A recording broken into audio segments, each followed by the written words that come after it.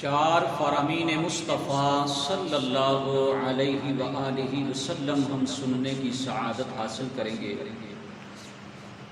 Number 1، نیکی کی راہ دکھانے والا نیکی کرنے والے کی طرح ہے۔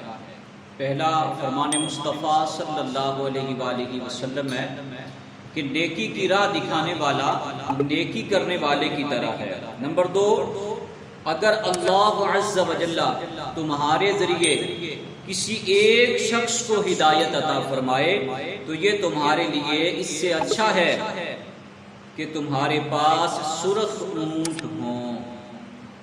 نمبر 3، بے شک اللہ عز و جل، اس کے فرشتے، آسمان اور زمین کی مخلوق، یہاں تک کہ چونٹیاں اپنے سراخوں میں اور مچھلیاں پانی میں لوگوں کو نیکی سکھانے والے پر صلات بھیجتے ہیں۔